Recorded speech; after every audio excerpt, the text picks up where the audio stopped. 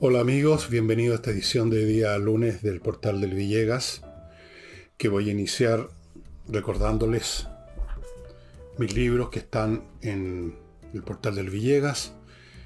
La insurrección se agotó, pero está disponible Matinee, Vermo y Noche. Está disponible también Envejezca o Muérase. Cada vez quedan menos ejemplares, pero quedan.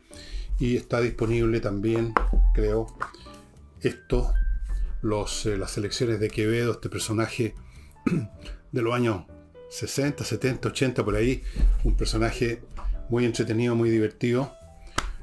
Tenemos ejemplares de él, de este libro. Y vamos a partir haciendo una, no sé si reflexión, que me la ha inspirado el hecho de que algunos personajes que uno los ha asimilado todo este tiempo al mundo del progresismo, que han sido parte del progresismo, tal vez lo sigan siendo de algún modo, pero han manifestado ciertas conductas que, sumadas a otras cosas, me llevan a la idea de que este gobierno está sufriendo un deterioro muy, pero muy acelerado, una especie de casi de derrumbe. He sabido, por ejemplo, que la señora diputada Pamela Giles el otro día dijo que se había equivocado al creer que el gobierno de Piñera era el más malo de la historia, que el más malo de la historia era este. Y entiendo que están conversaciones con el Partido de la Gente, que no es un partido oficialista. Es una conducta, dirán ustedes, puntual, propia de la señora Giles. Luego tenemos un columnista, Daniel Matamala, que a propósito del presidente pidiendo respeto en ese evento en que se paró alguien ahí a decirle tu constitución, y él pidió respeto, respeto, respeto. Entonces Matamala le pide a él que sea honesto, porque las cosas que ha dicho en relación al tema constitucional u otro no le parece que sean muy honestos a Matamala. Otro tema puntual, y deben haber muchos más, de hecho hay muchos más, que se van sumando y van configurando un cuadro en el que este gobierno, en vez de fortalecerse, de agarrar más vuelo en su proyecto revolucionario, no solo se ha desinflado, sino que empieza ya a dar signos de un prematuro envejecimiento. ¿Por qué es esto? Yo desde hace mucho tiempo dije que en Chile se estaba viviendo un proceso revolucionario, y así es. Y dije y he dicho y seguiré diciendo que esto tiene varias fases. La primera fase duró años, como siempre ocurre, y fue un proceso que se libró en las esferas de las ideas, de los valores. Acá se llamó los temas valóricos. Fue un proceso largo en que distintas visiones sobre lo correcto, lo incorrecto, lo bueno y lo malo empezaron a surgir y a entrar en conflicto con las ideas tradicionales, con las ideas corrientes. Estuvo el tema, ¿se acuerdan ustedes?, del divorcio. Después apareció la iglesia y las situaciones que se vivieron con algunos sacerdotes. Fue un tema que se debatió en esa estratosfera o estratosfera valórica, pero que es la preparación de todo proceso revolucionario. Es invisible, pero muy potente y casi fundamental, y es el cambio en las ideas y en las percepciones de la gente acerca de lo que corresponde y no. Eso es básico, porque los regímenes aparecen, se desarrollan o se desploman si la gente los apoya o no los apoya, y los apoya o no los apoya en función de las ideas que se hacen respecto a ellos. Ese fue un proceso largo que tomó varios años. Después tuvimos la insurrección, de la cual he escrito un libro que ya he sacado varias ediciones, que ustedes ya conocen, Insurrección, donde entré a analizar la segunda fase, que es cuando se produce un evento violento que tiene como objetivo desestabilizar el régimen existente, el ancien régime. Digamos, en Francia, por ejemplo, la Revolución Francesa, podríamos decir, más o menos tirando un poquito el concepto, la toma de la Bastilla. Los actos insurreccionales, la violencia callejera, el tumulto. Eso es un segundo capítulo de los procesos revolucionarios y es fundamental. Sin insurrección no hay revolución. Pero la insurrección no es la revolución, y ahí venía la tercera fase, que es la que estamos viviendo, en que, basados en esta insurrección, se producen cambios políticos a nivel institucional que empiezan a cambiar o intentan cambiar la estructura institucional, que es lo que constituye el ensamblaje de una sociedad. Eso lo vimos con el Congreso, con las distintas iniciativas para echar abajo a Piñera, las acusaciones constitucionales, los retiros que querían ser totales pero no alcanzaron de los fondos previsionales, mil cosas más. Luego tenemos dentro del mismo proceso institucional la elección de Boric, la creación, que ya se había producido antes con Piñera, de la Convención Constitucional, que tenía como objeto ya claramente y en forma integral cambiar la estructura institucional de Chile. O sea, la revolución estaba en marcha. Faltaba la cuarta fase. ¿Cuál es la cuarta fase en una revolución? La fase en que ya, digamos, el asunto queda relativamente consolidado, la revolución ya está en marcha, es indetenible y simplemente continúa en el proceso de demolición de las antiguas instituciones y el establecimiento de unas nuevas. Esa cuarta etapa supone alguna de las tres siguientes condiciones. Uno, los revolucionarios, o sea, el partido, por ejemplo, en Rusia fue el partido bolchevique, en la revolución de 1649 en Inglaterra fue el ejército de Cromwell, los Ironside, y así sucesivamente. El grupo revolucionario cuenta con fuerza letal a su disposición, ya sea porque la tiene en sí misma, tiene milicias, un ejército paralelo. En Francia, por ejemplo, fueron unas guardias republicanas, unas milicias republicanas, y el ejército representativo o asociado al régimen ha sido destruido o está anulado o está desmoralizado, ya no es funcional. En Rusia, por ejemplo, el ejército zarista fue destruido por la Primera Guerra Mundial. Los tipos abandonaron en un momento dado, en el año 17, las trincheras. El ejército se desintegró, perdieron toda su confianza y su fe en el régimen, en el zar, y por lo tanto los bolcheviques no tuvieron ningún problema. En la Revolución Francesa, Luis XVI, en la corte, en algún momento intentaron tantear qué posibilidades había de derribar la Asamblea Nacional que se había constituido y que pretendía, digamos, constituirse en el factor número uno político de Francia, y tanteando se dieron cuenta que las tropas reales en su gran mayoría o en una buena parte eran desafectas, no se podía tener confianza en ellos. Mientras tanto los revolucionarios, en esa época los girondinos básicamente, u otros grupos que todavía no se constituían claramente, armaron una milicia cívica.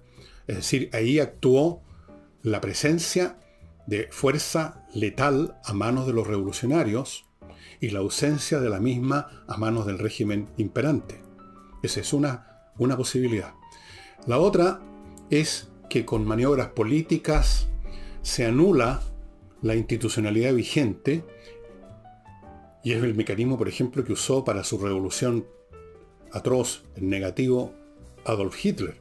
Adolf Hitler llega a la Cancillería, llega al poder y anula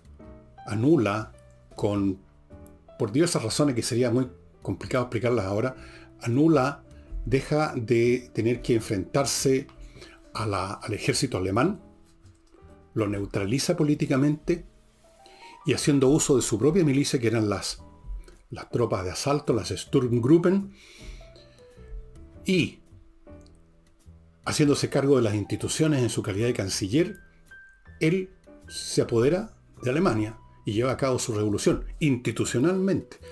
Hizo cerrar el Reichstag, se apoderó del control de todos los distintos estados de la Alemania, puso a su gente en los organismos policiales, etcétera, etcétera. Fue, por así decirlo, un proceso donde se mezclaron varias cosas, pero podríamos, para simplificar, decir institucional. Y una tercera posibilidad es que el grupo que ha llegado al umbral de la revolución o ha avanzado ya un poco puede consolidar lo que ha logrado y a seguir avanzando si cuenta con una mayoría total de la población. Bien, ninguna de esas tres condiciones se dan para el gobierno de Boric. Ninguna. No controla la fuerza, ni ha anulado las Fuerzas Armadas de Chile, aunque están pretendiendo hacerlo, metiendo a gente del Partido Comunista. Ya lo hicieron en el Ministerio de Defensa y tomando distintas iniciativas que también les han fracasado, tendientes a ir controlando institucionalmente a esa institución. La fuerza física que dispone no vale hongo, digamos, no sé cuál fuerza física podría ser, las primeras líneas, no. La CAM es una cosa paralela al gobierno, no es propiamente un brazo armado político del gobierno. No cuenta con el control de fuerza, no, ninguno. Y 3, institucionalmente, conquistar por dentro. Le fracasó con la derrota del 4 de septiembre. Ahí estaba la revolución en un paquete llamado proposición constitucional. Si ustedes examinan esa proposición, era una revolución de arriba a abajo. Cambiaba todo el esquema institucional. De eso se trataba. De eso trataba la proposición constitucional. Constitucional. Cómo se iba a constituir el país. Fue derrotado. Falló ese camino. El tercer camino tampoco lo tiene. No tiene una gran mayoría de la población a su lado.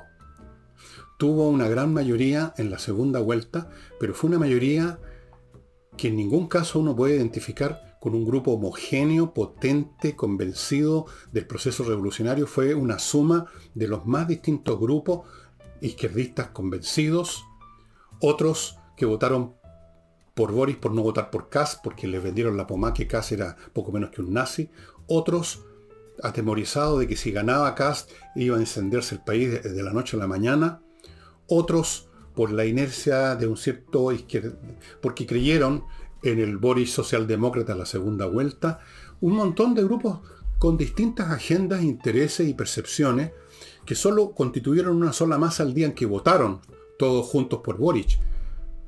Pero al otro día ya, esos grupos vuelven a sus posiciones propias, a sus agendas propias, y a medida que el gobierno empieza a andar, o más bien dicho a no andar, esos distintos grupos empiezan a percibir que el gobierno no está haciendo lo que ellos quisieran, que el gobierno intenta hacer lo que ellos no quieren, que el gobierno no está haciendo lo que ellos sí quisieran que se hiciera, y por lo tanto uno ya observa que esa mayoría que votó por Boric en la segunda vuelta ya no existe. Ya no hay esa masa de apoyo. Se fragmentó. Y eso se manifestó en la elección del 4 de septiembre. Entonces, es una revolución que pasó por 3 fases, pero no ha podido completar la cuarta. Está abortando antes del nacimiento. Está abortando, en otras palabras. Está abortando. Se está desmoronando. No puede moverse para ningún lado. No puede hacer la revolución echándole para adelante compañeros con decretos ley, pasando por encima del Congreso, porque no dispone de fuerza física. Tampoco puede hacer un gobierno convencional, el pragmatismo, como piden algunos, porque después de todo es un gobierno de izquierda. Entonces está en esa contradicción, totalmente inmovilizado, congelado, y en el proceso, mientras tanto, como la economía ya está, digamos, entrando en caída libre, como la gente está hasta aquí con el tema de la seguridad ciudadana, como la CAM se pone cada vez más audaz. Ayer mismo quemaron 11 vehículos en un ataque a una forestal. Entonces, el apoyo ciudadano que tuvo en esa elección de la segunda vuelta se está desvaneciendo, y fuera de lo que se manifestó el 4 de septiembre, tenemos estos episodios que les mencioné al principio, de gente que uno claramente le identificaba con el gobierno de Boric, o muy cercanos por lo menos, o como mínimo dentro de esa área, que están empezando a separarse en un grado mayor o menor.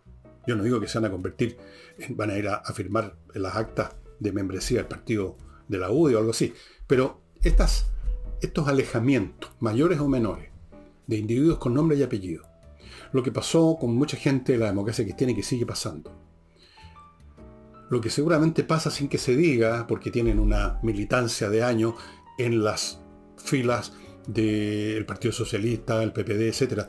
Todos esos distintos arroyos, ríos, goteras, están quitándole el sustento popular al gobierno de Boric, y por lo tanto es un gobierno que se está derrumbando. Se está derrumbando. Yo creo incluso que la falta de respeto que se han cometido contra el cargo presidencial, de las cuales reclamó doña Camila Vallejo que eso no se hacía, y efectivamente yo creo que no se hace contra el cargo, porque aquí lo que está en juego es el cargo, no la persona que lo ocupa, aunque hay una relación entre las dos cosas, claro. Eso también manifiesta esa audacia mayor para enfrentar, para encarar a Boris, para decirle en su cara, para cantarle la canción de Carabineros en su cara, como pasó en la CONAPYME. Increíble. Esas cosas manifiestan que aquellos que votaron por Boris por miedo, aquellos que le han hecho durante 3 años el quite al progresismo por miedo, aquellos que han estado todo este tiempo en todos los aspectos de la vida política pegados a los muros, ya están perdiendo el miedo, están saliendo del closet político, están sacando la voz, están sacando hasta las canciones, y eso es derrumbe. ¿Cómo se va a manifestar esta situación en los próximos, no digo años, meses? No lo sé. Pero algo va a tener que ocurrir. Algo va a suceder que es difícil preverlo. Uno puede imaginar cosas que no van a suceder. No va a ocurrir que Boris se pegue una voltereta como la que se pegó en su momento en el año 47, si no me equivoco, 48, Gabriel González Videla, que llegó al poder apoyado por el Partido Comunista, que tenía un discurso súper revolucionario para su época y que de la noche a la mañana proscribió al Partido Comunista. Eso no va a ocurrir con Boris. Entonces, ¿qué va a ocurrir? ¿Y qué va a ocurrir con el resto del país? ¿Qué va a ocurrir con el resto de las instituciones? ¿Qué va a ocurrir con la ciudadanía que ve que la economía se desploma, que la seguridad ya no existe? Ahora mismo recién, aquí en mi casa, mientras grabo, unos minutos antes, en alguna calle cercana a mi casa, hubo ráfagas de disparos. No sé, no he visto, no alcancé a ver si había alguna noticia en algún medio. Bueno, esas son cosas que simplemente la gente ya no las está tolerando. Y esto de algún modo va a evacuarse, de algún modo se va a manifestar en los hechos. No hay ningún evento electoral, pero pueden haber otras situaciones. Y ahora, antes de continuar con esto, antes de entrar a estudiar un poco el tema CONAPYME, si es que hay algo que estudiar en él, permítanme recordarles, amigos, inviertaenusa.cl, un sitio que corresponde a una empresa chilena norteamericana que no le voy a decir que le ayuda, que prácticamente le hace la pega de invertir en Estados Unidos. Usted llega a inviertanusa.cl sin saber nada, sin otra cosa que la voluntad de invertir en Estados Unidos, y ellos le ofrecen un portafolio con 3.500 franquicias, otro con cientos de posibilidades inmobiliarias en el territorio norteamericano. Luego que usted toma decisiones, le abren cuenta en bancos norteamericanos, le consiguen crédito, lo ayudan a constituir sociedades comerciales en suelo norteamericano, lo asesoran y le pueden conseguir viceresidencia. Todo en inviertenusa.cl. Continúo con algo que dura una semana, aquí nomás que se los voy a contar. Es un espectáculo de bandoneón de uno de los más grandes bandoneonistas. Se podría decir que es un hombre a la altura de ese gran bandoneonista argentino, Astor Piazzolla, me parece que, o puede ser otro, no me acuerdo el nombre, pero esto es un tremendo fulano del bandoneón que se llama Rodolfo Mederos. Don Rodolfo va a estar en el Teatro Nescafé de las Artes el 8 de noviembre. Una función. Y las entradas están disponibles en Ticketet. Si a usted le interesa el bandoneón y el tipo de música que toca Rodolfo Mederos, recuerde, este 8 de noviembre, falta poco, el Teatro Nescafé de las Artes, más o menos grande, pero igual tiene un cupo limitado. Entradas en Ticketet. Sigo con Fastmark, la empresa courier chilena que le trae desde Miami vía aérea o marítima lo que usted necesita de compras internacionales para hacer funcionar su empresa, con la ventaja de que Fastmark, siendo chilena, conoce mejor que otras empresas que hacen este trabajo del courier, conoce mejor las necesidades y las situaciones que viven las empresas chilenas y por lo tanto su servicio está más ajustado a lo que usted quiere. Fuera de eso, ellos también atienden servicios de paquetería, o sea, el artículo único quizás que compre un ciudadano particular en Estados Unidos se lo van a traer. Continúo con Hey, el corredor inmobiliario más dinámico de Chile, cosa hoy fundamental porque el mercado inmobiliario está difícil y por lo tanto, cuando está difícil se requiere tener a los mejores. En tiempos normales, común y corriente, cualquier corredor quizás le va a vender su propiedad. En tiempos difíciles se requiere alguien con los métodos expeditivos y súper eficientes de Ángel Hey. Póngase en contacto con él, no siga perdiendo tiempo. Y termino este bloque con miclimo.com, que entrega, esta empresa chilena, la mejor climatización disponible en este momento en Chile y desde luego en el mundo, porque la tecnología es la misma. Es una tecnología que le permite a usted climatizar su oficina o su casa en verano y invierno con el mismo aparato, que además le filtra el aire, que además está conectado a internet, que es silencioso, funciona con electricidad. Todas las ventajas posibles, estimados amigos, se las va a entregar miclimo.com. Han ganado 2 premios además. ¿Por qué? Por el servicio, por la mantención. miclimo.com. El episodio de Conapyme, como ustedes saben, consistió en que el presidente Boric fue a este evento que reúne a pymes y se produjeron estas situaciones complicadas. El tipo que se paró a gritar, a decirle algo. Luego, qué sé yo, terminaron, parece, los asistentes me dicen, cantando no la canción nacional, sino que el himno carabinero. Se generó una situación complicada que demuestra lo que les estoy diciendo, que se le está perdiendo el respeto, se le está perdiendo el miedo a el proceso que se inició en octubre, en realidad de mucho antes, del año 19.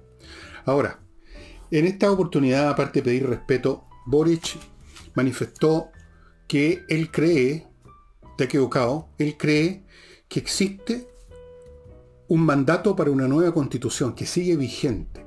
Sí, dice, rechazaron la proposición, pero la idea de una nueva constitución es un mandato que sigue vigente. Yo me pregunto, ¿cómo sabe el presidente que sigue vigente? Sigue vigente significa, en este caso, que habría una mayoría del país que quiere una nueva constitución. Puede ser, pero pregunte. Pregunte primero a la gente si efectivamente están en onda de que iniciemos todo de nuevo. Haga un plebiscito de entrada como se hizo precisamente para el ejercicio anterior. ¿Quiere usted una nueva constitución, sí o no? Aquí la pregunta podría ser casi la misma. ¿Quiere usted que iniciemos de nuevo? O quiere, como quieran decirlo.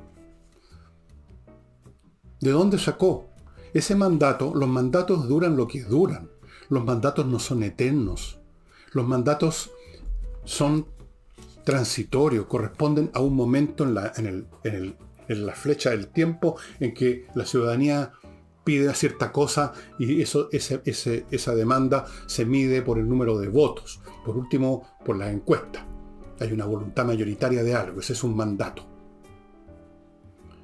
Pero ¿por qué asume el presidente Boric que ese mandato que se produjo hasta cierto punto, en circunstancias absolutamente extraordinarias, recordemos cómo estaba el clima en nuestro país el año 2020, ¿por qué asume que ahora, con un clima completamente distinto, la gente sigue considerando vigente su mandato del año 20? Yo creo que no, pero puede que sí. Pregunten. Aquí hay una porfía presidencial. Una porfía. No hay tal mandato. Hay que preguntar si existe tal mandato.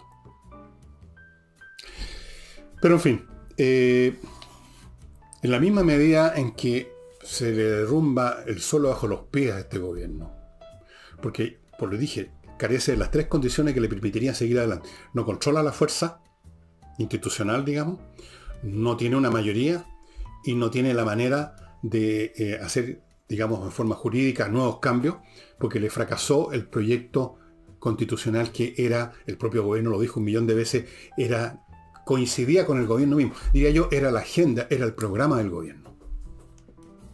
Era seguir la revolución ya jurídicamente consolidada, establecida y no había nada más que hacer. Le han fallado esas 3 condiciones, no tiene ninguna. ¿Qué le queda? Le queda la porfía. Como si repitiendo algo, como tratando de exorcizar la realidad por el mero mecanismo de la repetición. Eso no funciona. No funciona, estimados amigos. Pero no es el único porfiado en su mundo, en el mundo progresista. Vive como otros en una ilusión. Y aquí yo quiero mencionar al señor Latorre, que preside Revolución Democrática, una de las facciones del Frente Amplio, quien ha dicho lo siguiente, que hay un horizonte de superación del neoliberalismo. ¿Qué significa exactamente eso? Voy a repetir la frase por si ustedes creyeron que yo la leí mal. Hay un horizonte de superación del neoliberalismo. Yo no sabía que las superaciones se asomaban en el horizonte, pero vamos. ¿Por qué no explica Latorre qué es eso? ¿Qué es eso que se estaría asomando en el horizonte? ¿El modelo chino tal vez? Entre paréntesis, no sé si vieron ustedes estas imágenes que ya se prohibieron en China, por supuesto, en China se cerró todo la comunicación, del dirigente del Partido Comunista Chino que está sentado al lado de Xi Jinping, al cual por supuesto reeligieron por tercera vez por otros 5 años, o 4 o 5 años. Al lado de él hay un dirigente que cayó en desgracia. Estas son las cosas que pasan en la política del Partido Comunista, las purgas internas. Y llega un tipo, un ujier, un policía, un funcionario, y al pobre viejo lo saca a la fuerza. O sea, primero lo toma de un brazo, el tipo se resiste, después lo toma por los sobacos, al final lo levantan y se lo llevan. La democracia socialista supongo que es eso. A lo mejor ese es el modelo que se está asomando en el horizonte versión Latorre. ¿O es el modelo coreano de Corea del Norte? A lo mejor es ese. ¿O cuál otro tengo acá anotado? El de Venezuela. Ese es el horizonte que va a superar el neoliberalismo. ¿O es Nicaragua? ¿Nicaragua, Venezuela o Cuba? Cuba ha estado ahí desde el año 59 dándonos un gran y maravilloso ejemplo de prosperidad económica, libertad, democracia, etc. ¿Qué es lo que se está asomando en el horizonte? Que va a demoler el régimen neoliberal. ¿Qué tienen en la cabeza como modelo? ¿Cómo es posible que un político que preside un partido no pueda decirnos, como decían antes los socialistas abiertamente, queremos un modelo socialista, queremos el país que sea, queremos el socialismo con vino tinto y empanada, el futuro del comunismo? Decían de frentón lo que pensaban, ahora no se atreven porque son cosas que están desprestigiadas, y están desprestigiadas porque se derrumbaron y mostraron todas sus falencias y sus crímenes. Entonces se quedan con los horizontes ahora. Hay algo en el horizonte, no sé exactamente qué, pero está anunciando el fin del neoliberalismo. ¿Por qué no explica lo que está viendo? ¿En qué consiste? Es extraordinaria la vaguedad y la ambigüedad de esta gente. Es un signo de los tiempos. Como se les derrumbaron todos sus anclajes políticos, aquellas cosas que antes se mencionaban derechamente. El socialismo se mencionaba derechamente, era el futuro de la humanidad, supuestamente. Después venía el comunismo, mejor todavía. El hombre nuevo, que se estaba construyendo supuestamente en Cuba. Flor de hombre nuevo. Se hablaban esas cosas, se creían esas cosas, parecían vigentes esas cosas. Ahora no. Entonces, ¿qué queda? ¿Qué queda en pie? Maduro y Venezuela, del país del cual se han ido 4 o 5 millones de personas ya, arrancando el paraíso de Maduro. Cuba. ¿Será Corea del Norte? China. Quizás sea China. ¿Por qué no nos cuenta? O sea, lo mínimo de un político es decir qué es lo que pretende construir para sustituir este horrible neoliberalismo que sacó de la miseria a tantos millones de chilenos, que le mejoró la vida a la mayoría de los chilenos, pero que ellos ven todavía porque no son porfiados intelectualmente. No, son obtusos. Entonces, están insistiendo en demoler algo, el modelo neoliberal, pero no saben con qué lo van a sustituir. ¿Se imaginan usted una empresa de demolición que empieza a demoler un edificio que ha estado funcionando? Y usted le pregunta a la empresa de demolición, ¿y ahora qué van a construir aquí? No sé, está en el horizonte. Flor, ¿no? Flor de político esto. Pero, después de todo, ¿quién es Latorre? Un hombre joven, parece. Igual a tantos otros, cuesta distinguirlos incluso físicamente. Son todos como iguales, la barbita, el bigote, la tez color té con leche. Son como que vienen del mismo pool genético, político, cultural. Toda esta generación de políticos, la mayoría de los cuales están en el Frente Amplio, es una generación bastante ignorante. ¿Qué quieren que les diga? Pero además son arrogantes. Recuerden ustedes a Jackson diciendo que ellos tienen un nivel moral más alto que todos los demás. Ellos venían a sustituir a la Concertación, puros viejos corruptos. Ellos eran los macanúos. ¿Y con qué se alimentaron mentalmente hace 10, 20, 30 años cuando eran cabros chicos, cuando andaban en bicicleta o en triciclo, después se crecieron un poco, les salió un bigotito, la primera barbita. ¿Con qué se alimentaron? ¿Con qué folletería? ¿Qué estudiaron? ¿Cuántos idiomas saben? Se alimentaron y estudiaron folletos, seriales de Netflix. El último charlatán gurú de alguna universidad europea que se pegaba una vueltecita por Chile. Eso es el alimento intelectual de esta generación que quiere cambiar Chile y nos anuncia que en el horizonte ya se está anunciando la demolición del neoliberalismo. Permítanme pasar a otro bloque, estimados amigos. Ya saben, KM Millas, el lugar, kmmillas.cl, donde usted vende sus millas acumuladas por los vuelos antes que se las haga desaparecer la compañía aérea. Si no la va a usar en un vuelo, vaya a KM Millas, vuele a kmmillas.cl con su computador y véndalas. Los precios son buenos. Usted verá, si no le gustan los precios, no las vende. Eche una mirada, le va a tincar, probablemente va a vender. Continúo con Actualiza tu Reglamento, otro sitio en la internet, actualizatureglamento.cl, donde un grupo de profesionales expertos va a poner su reglamento de condominio o edificio en armonía con la nueva ley, cosa que es obligatoria y no es fácil. Si fuera fácil, no se habría constituido este grupo de profesionales. Cualquiera habría recortado del diario con una tijera del diario oficial. No, es bastante más complicado. Póngase en manos de ellos, deje las cosas bien, deje su reglamento a la pata, no tener problemas es lo mejor. Continúo con salinasyojeda.cl, el sitio donde usted encuentra y se contacta con el buffet Salinas y Ojeda, abogados especialistas en temas civiles, que son la enorme mayoría, y como especialistas tienen una excelente tasa de éxitos legales. Si usted tiene un problema que va a llevarlo a una corte, lo mejor es estar asesorado por los mejores. salinasyojeda.cl.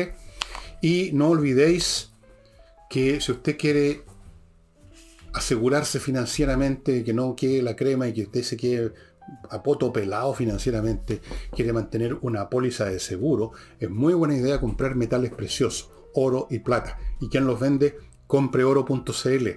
Lingotes de oro y de plata de distintos tamaños, 99,99% pureza, certificado por la Universidad Católica. Amigas, amigos, es una manera de garantizarse que usted va a tener un fondo que no va a perder valor. El oro y la plata no pierden valor, nunca lo pierden. Lo pueden ganar, pero perder nunca. Y en todas partes del mundo el oro y la plata son recibidos. Nadie está mirando el diario a ver cómo están los valores que usted pretende vender. El oro y la plata son cosas reales. ¿Dónde se venden? Compreoro.cl, en Alonso de Córdoba 5870, oficina 213, como ustedes están viendo, y en Iquique, en la zona franca, a precios duty free. Bueno, siguen las malas noticias económicas.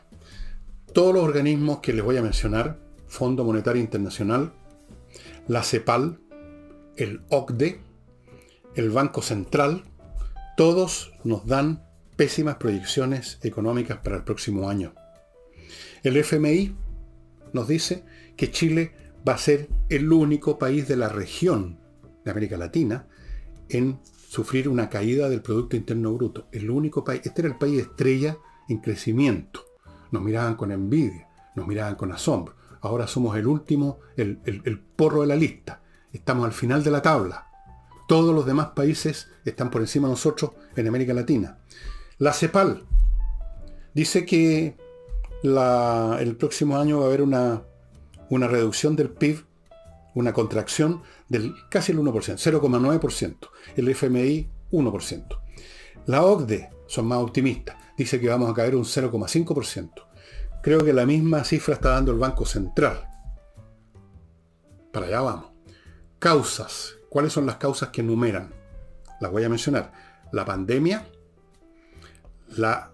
lo que llaman incertidumbre política, que en realidad el problema es que es una certidumbre política. La alta dependencia de China, que es un país que está con problemas serios económicos. Y el retiro de pensiones, que fue un verdadero dispararse en el pie.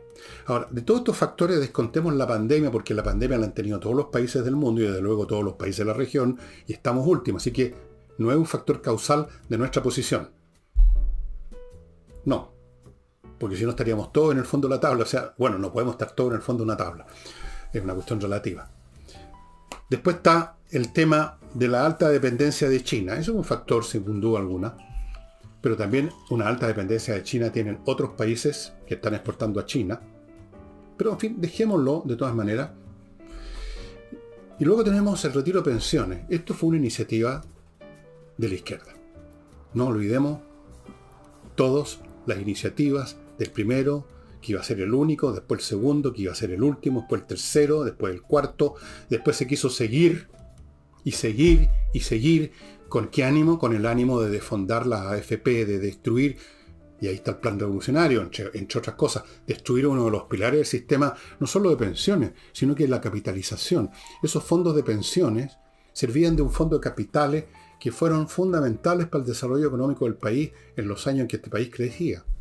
Había que demoler eso, no podía permitirse que siguiera este modelo neoliberal, a pesar de que ya en el horizonte se asoma su destrucción. Igual había que ayudar a eso que se asomara en el horizonte con los retiros. Fue un factor sin duda alguna, fue un factor tremendo. Entre otras cosas, no solo descapitalizó el país, sino que generó inflación, generó una perturbación de los balances económicos que hacen funcionar una economía en forma sana. Y luego tenemos esto que llaman la incertidumbre política, que alguien le puso el nombre incertidumbre y quedó pegado, como ocurre con todo en Chile, pero en realidad el problema no es la incertidumbre, sino que la certidumbre del tipo de cosas que quiere hacer este gobierno. Y que no las ha hecho, pero ha bastado el anuncio, porque en la economía se funciona mirando a futuro. Si a mí todavía no me suben los impuestos, pero me dicen que me los van a subir el próximo año, yo me llevo la plata a otro lado. ¿Para qué voy a esperar que me los suban? Me la llevo. Sobre todo si hay otros países donde, al contrario, para darle agilidad a su economía, están dando toda clase de facilidades al capital de inversión. Acá no. Como somos tan inteligentes, como es tan inteligente la izquierda, está anunciando desde ya royalties mineros, royalties de lo demás, ya nuevos impuestos, hay que aumentar acá y aumentar allá. Y todavía no se ha promulgado el cambio tributario, todavía no existe un nuevo sistema tributario, pero ha bastado el anuncio. Ha bastado además toda la palabrería que ha salido de boca del propio presidente y de otros en cuanto a la manera como miran la economía neoliberal, que el señor Latorre, como les digo, anunció que está ya medio moribunda por lo que se está asomando en el horizonte. Ahí está. Lo que les he dicho 1000 veces, la izquierda arruina los países siempre. Siempre. La economía en manos de las izquierdas, ya sea el Partido Comunista, ya sea unos populistas, ya sea el Partido Socialista, ya sea lo que sea, los peronistas, la arruinan. No saben producir, no saben incentivar, no saben que le venga a la gente a invertir, solamente saben gastar, saben derrochar y saben robar. Se arruinan los países, pues. Por supuesto. ¿Qué esperaban ustedes? Así es que en esto no hay ninguna incertidumbre, pues. ¿Cuál es la incertidumbre? ¿En qué consiste la incertidumbre? Que a lo mejor mañana hay una incertidumbre si mañana sigue esa línea o sigue otra de Boric. No va a seguir otra línea, esa es la línea de él. Esa es la línea del gobierno. Esa es la línea del señor Marcel, que lo tienen ahí de marioneta en Hacienda. Lo pusieron ahí para tranquilizar, como dicen, para tranquilizar a los inversionistas. Flor de tranquilización. No ha venido ninguno a Estados Unidos después de la gira presidencial y de la gira de Marcel. Así es que, bien, pues sigan votando por las izquierdas. Después lloriqueen. En la Araucanía, para variar, hubo otro ataque incendiario que se responsabilizó del de Frentón Lacam. Más a novedad, ¿no? Un ataque incendiario, un campamento forestal un campamento de la Forestal Arauco. Quemaron 11 vehículos entre camiones, camionetas, máquinas, etc. También se quemaron los edificios donde estaban esos vehículos. Dejaron la crema. ¿Qué anuncia la policía? Estamos haciendo diligencias para ubicar a los autores de este hecho.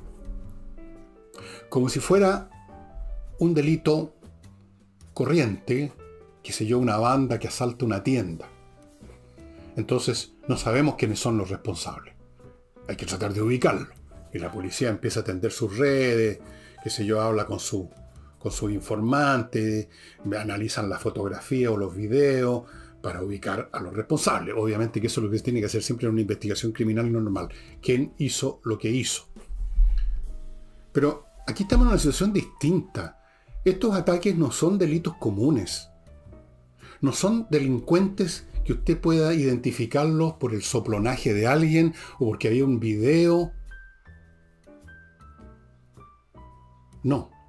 Y además, segunda cosa, los responsables, sí, claro, son los que están ahí, prendieron la caja de fósforo, pero en una organización de este tipo, como la CAM, el responsable, el que inicia las acciones, el que las manda, el que dirige, el que da las órdenes, es el dirigente, son los dirigentes. ¿Me van a decir que se desconoce quiénes son esos dirigentes? ¿Me van a decir que no hay inteligencia? Claro que hay, y esto ya tema lo discutimos hace unos programas atrás. Ya se sabe quiénes son, dónde viven, dónde se mueven, cómo se llama su señora, cómo se llama su amante, todo.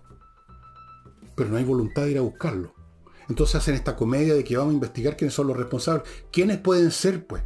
¿Cómo se identifica? Supongamos que estuvieran contentos, por último, con atrapar a los autores materiales de esto. ¿Cómo los ubican? Y no son delincuentes comunes que viven en una comunidad, en un ámbito de delincuente, y las cosas más o menos se saben por el soplonaje, por información, por los antecedentes penales. La policía tiene maneras, digamos, de llegar más o menos a los autores de un delito común. Muchas veces, por lo menos. Pero en este caso, ¿cómo? ¿Qué van a investigar? ¿A quién van a investigar? Eso es una... Bueno, aquí tienen otra certeza. Aquí tienen otra certeza por la cual el capital se está yendo del país de una manera brutal, amigos. Brutal. Todos los días se están yendo millones y millones de dólares. No sé qué cantidad se ha ido ya, porque esto cambia día a día, semana a semana, pero el país ha sido sangrado. Hay una hemorragia económica. Estamos hasta el cogote. Y eso es una certidumbre. Esto no es una incertidumbre, es una certidumbre, lamentablemente.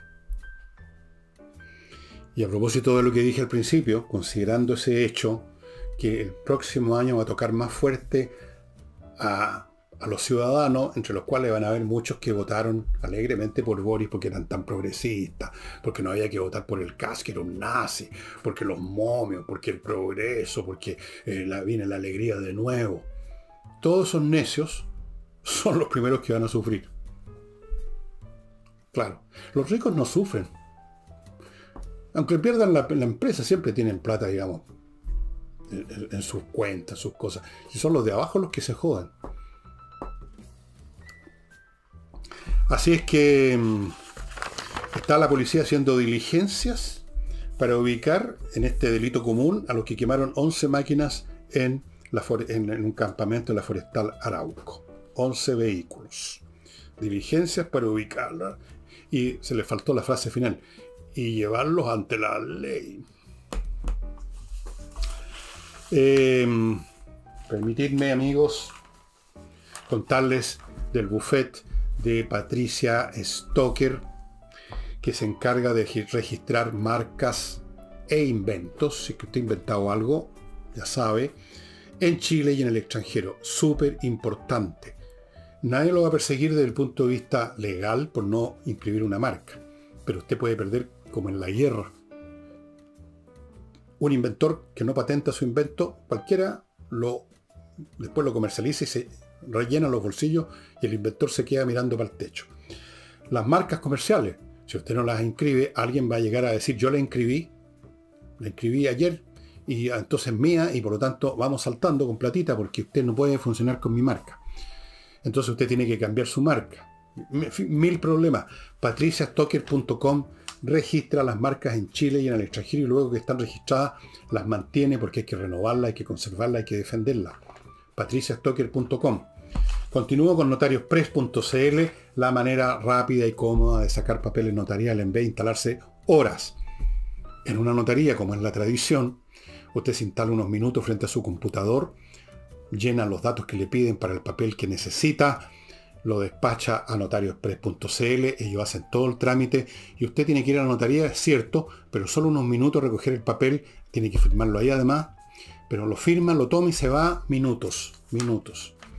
Continúo con SMF, Soluciones Masterfloor, una pyme chilena que desde el año 2001 provee a la ciudadanía de productos especiales para todo tipo de pisos, para conservarlos, para embellecerlos, piso flotante, parquet, alfombra, pisos de piedra pizarra, de lo que sea. Todo tipo de pisos tienen un producto especial, estimados amigos. Hay también antideslizantes para alfombra. ¿Quién no se ha caído? Se ha resbalado en una alfombra y se ha sacado la cresta, digámoslo en castellano. Todo tipo de productos para los pisos, estimados amigos, en SMF. Y recuérdoles que en espacioajedrez.com están liquidando precios para la risa. Todos los artículos que ustedes ven ahí y otros. Cuando digo precios para la risa estoy hablando de descuentos. Y aquí estoy viendo los precios. 40, 30%, así como nada.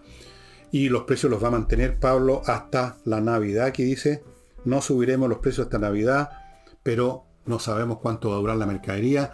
Yo hoy día, antes de hacer este programa, no llamé a Pablo a preguntar cuántas mercaderías les quedan, pero asumiendo lo que ya estaba ocurriendo la semana pasada, no deben ser muchas. Así es que entre a Espacio Ajedrez y aproveche de contratar cursos, estimados amigos. Cursos. Para todas las edades, para todos los niveles de juego, para todos los sexos, lo que usted quiera. Cursos que van a ser extremadamente útiles para los niños.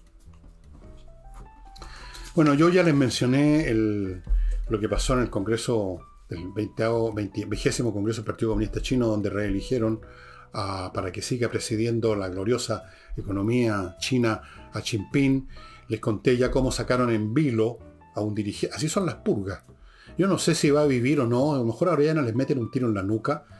Ahora, si lo aprovechan de acusarlo, si no se porta bien y lo acusan de corrupción o de alguna cosa, va al tiro en la nuca en China, ese es el sistema. Pero tiene que pagar la bala a la familia, ustedes saben. Nada es gratis. Vamos a ver qué hace Xi Jinping. La economía china está en muy malas condiciones en este momento. La burbuja china está desinflándose por todos lados. Y el Partido Comunista Chino y Xi Jinping, especialmente dentro del Partido Comunista Chino, se casó con su retórica de reunirse con Taiwán a la fuerza si es necesario. Y esto podría llevar a un enfrentamiento militar eventualmente. Y en general yo creo que estamos viviendo una época, estimados amigos, que me recuerda mucho épocas similares en el pasado de la humanidad, en épocas en las que luego de decenios de paz, de estabilidad, en que se creó la ilusión que la historia se terminaba, tipo Fukuyama, pero con otras palabras, jamás van a haber guerras, se escribieron libros sobre eso, todo el mundo está progresando, lo único que puede pasar en el futuro es que más países se incorporen a esta especie de globalización que ya existía a finales del siglo XIX, pero mientras tanto había una serie de crisis que estaban por aquí y por allá, que eran resueltas a medias. Si ustedes estudian la historia política de Europa desde 1890 a 1914, por ejemplo, en este libro que les he mostrado varias veces de la Bárbara Tuchman, ahí van a dar cuenta de que en medio de esa paz seráfica, o que esa aparente paz, de esa aparente prosperidad, habían un montón de focos de conflicto que no se resolvían, que eran pateados, que eran arreglados a media, o ni siquiera a media, pero que tarde o temprano explotaron en esa erupción de violencia y brutalidad que terminó con ese mundo y que fue la Primera Guerra Mundial.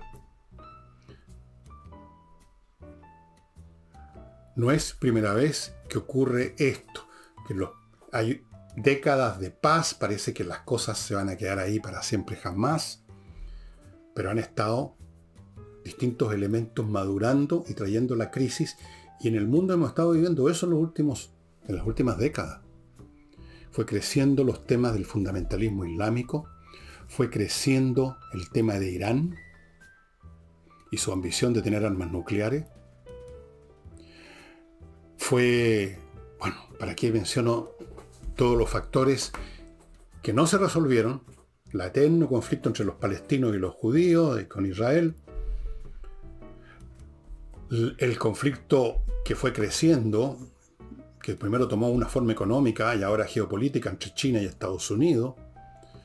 El conflicto que nunca fue extinguido del todo entre el mundo occidental y Rusia, y que ahora estalló en la guerra con Ucrania, donde ya se está amenazando con uso de armas nucleares. Todas estas cosas, estimados amigos, me hacen pensar en esos finales de la Belle Époque, cuando todo estalló en pedazos con la Primera Guerra Mundial, y yo no descarto que vamos a tener más conflictos, aparte del de Ucrania-Rusia, que ya es muy grande y muy complicado. Prácticamente la NATO está involucrada ya con el armamento, con la ayuda de inteligencia, con montones de cosas. Lo único que le falta es meter soldados dentro de Ucrania. Es lo único que no ha hecho todavía la OTAN o la NATO. Los rusos, cometiendo toda clase de tropelías y brutalidades, y mintiendo como de costumbre, parece que eso lo heredaron del régimen comunista. Mentir, mentir, mentir. Todos los regímenes totalitarios son mentirosos por naturaleza, no les queda otra. Yo veo venir varios conflictos, veo que esta ilusión que se creó, especialmente a partir de 1990, por ahí, de que un mundo en que ya se había establecido que lo que funcionaba aquí es el neoliberalismo, que lo que ya se había terminado con el mundo comunista, socialista, que era cuestión de que siguiera creciendo la globalización, que iba a traer más bienestar, y efectivamente trajo mucho más bienestar al mundo. Si ustedes ven las estadísticas globales, ahora yo les he mostrado varias veces un libro sobre eso, todas las estadísticas muestran que el mundo está en mucho mejores condiciones económicas, de salud y en todos los sentidos.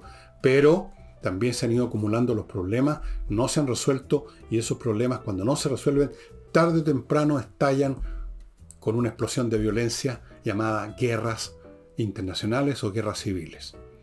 Yo creo que vamos para allá, estimados amigos. Lamentablemente no veo cómo eso se puede detener.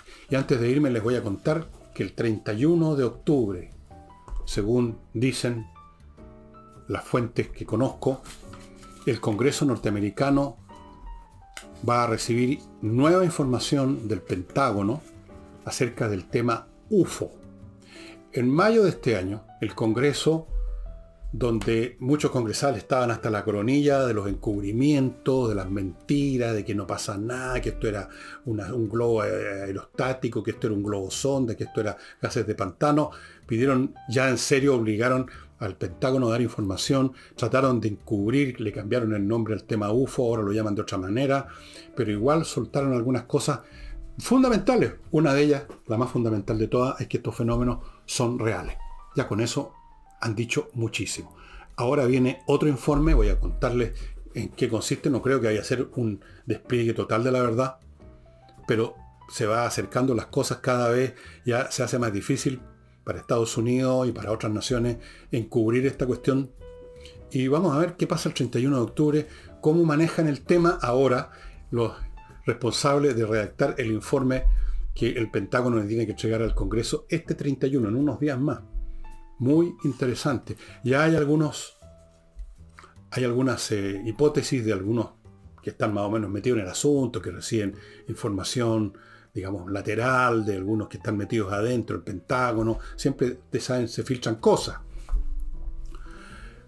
Y dicen que esto ya prácticamente es un reconocimiento que estamos en presencia de artefactos que no son de origen terrestre.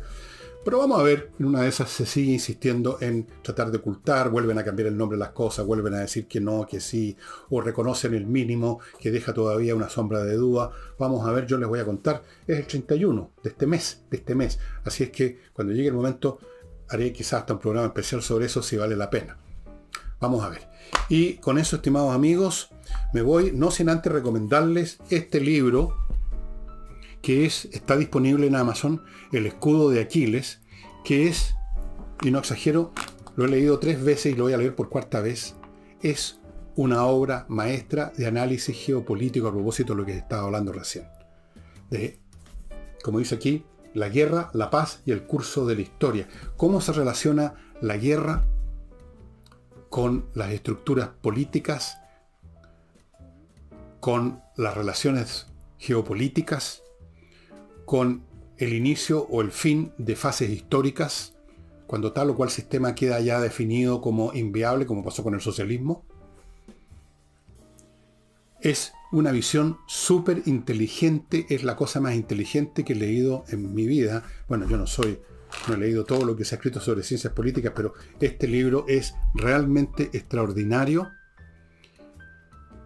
y se los recomiendo a todos ustedes, está en Amazon, El escudo de Aquiles, que yo voy a releer muy pronto, lo tengo en mi columna de libros por releer. Un libro muy curioso, además, cómo está hecho. Cómo se formaron los estados modernos, cómo se relaciona eso con la competencia entre sociedades y las necesidades militares. A veces las necesidades militares obligan a constituir el estado de otra manera. Por ejemplo, y con esto nomás termino el programa, los estados monárquicos ya definitivamente superiores a los poderes locales, a los varones, a la nobleza, son el resultado necesario, esta máquina más importante, de la mantención, la creación y la mantención de ejércitos ya de masas que a su vez eran necesarios para enfrentar a los adversarios. La necesidad de las fuerzas militares crean el Estado y el Estado crea las fuerzas militares. Muy interesante, estimados amigos. Y ahora sí, termino el programa. Muchas gracias y nos estamos viendo mañana con Nicole Rodríguez.